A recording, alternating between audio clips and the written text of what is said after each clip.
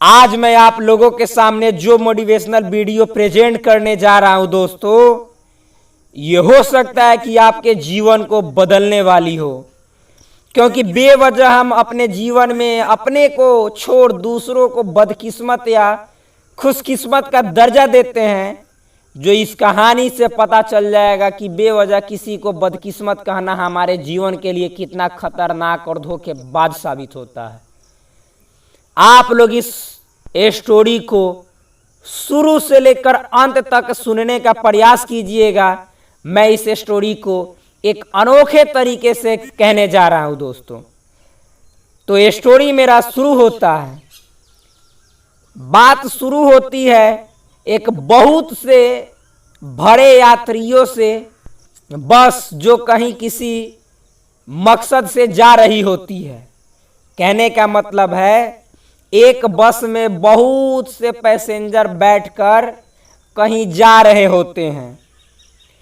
उसमें एक रामू नाम का भी आदमी बैठा रहता है उसी बस में। बस लगातार चल रही होती है। अचानक मौसम बदल जाता है और धूल भरी आंधी चलने लगती है।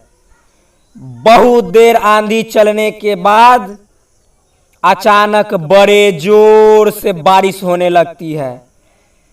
देखते देखते बारिश तेज तूफान में बदल जाती है।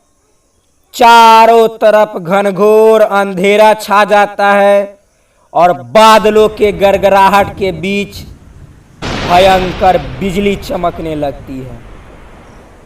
जब बिजली कड़क कर नीचे की ओर आती है तो बस में बैठे यात्रियों को ऐसा लगता है कि जान अब गई तब गई। ऐसा कई बार होता है।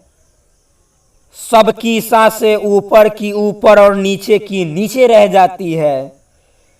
ड्राइवर अंत में अपने बस को एक बहुत से बड़े पेड़ से करीब 50 कदम की दूरी पर ही रोक देता है और यात्रियों से बोलता है कि इस बस में कोई एक ऐसा पैसेंजर बैठा है जिसका मौत आज निश्चित है और यह बिजली आज उसी के नाम की कड़क रही है। उसके साथ साथ कहीं हम लोगों का भी जीवन नष्ट न हो जाए, हम लोगों के अपने जिंदगी से भी हाथ न धोना पड़े।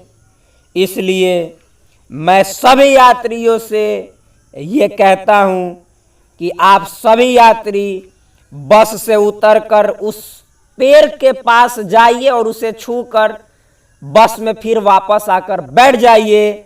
इसमें जो बदकिस्मत इंसान होगा इस बस से लेकर पेड़ तक आने जाने के समय में ही बिजली उसके सर पे गिर जाएगी और वह जलकर भस्म हो जाएगा और बाकी हम सभी यात्री बच जाएंगे। अब दोस्तों सबसे पहले जिसकी बारी आती है उसे 2-3 पैसेंजर जबरदस्ती धक्का देकर बस से नीचे उतारता है और वह पैसेंजर धीरे धीरे पेड़ तक जाता है और भाग कर आकर बस में बैठ जाता है।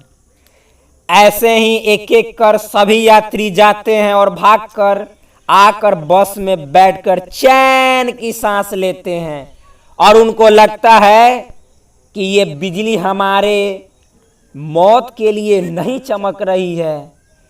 अब बस में दोस्तों सिर्फ एक आदमी बच जाता है जिसका नाम रामू रहता है।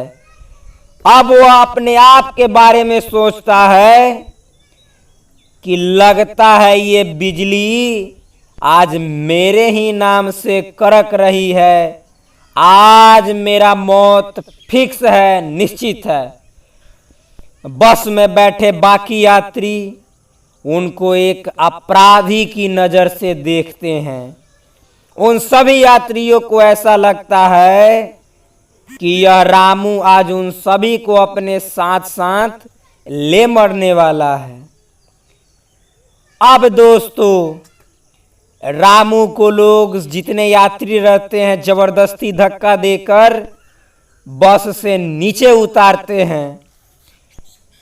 अब वह रामू भारी मन से पेड़ के पास जाता है और वह जैसे ही पेड़ को हाथ लगाता है कि तेज आवाज से बिजली कड़कती है और ड्राम की आवाज के साथ बस पर जा गिरती है।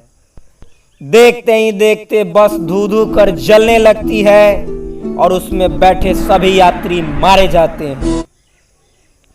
दोस्तों, सिर्फ उस रामू को छोड़कर जितने भी यात्री थे जो कुछ समय रामू को बदकिस्मत कह रहे थे और अपनी परेशानियों की झंझट या जर मान रहे थे, वे नहीं जानते थे कि अब तक उसी रामू की वजह से उन सभी की जान बची हुई थी।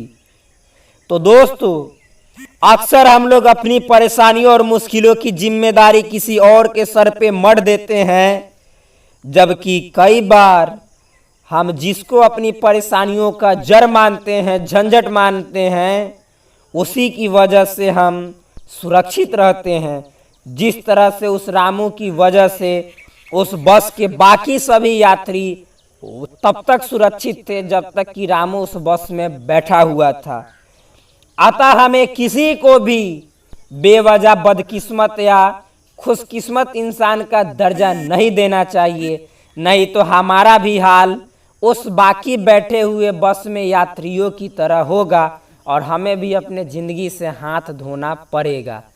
तो ये मोरल स्टोरी आपको कैसी लगी, मेरे कमेंट सेक्शन में ज़रूर इसका रिप्लाई दीजिएगा।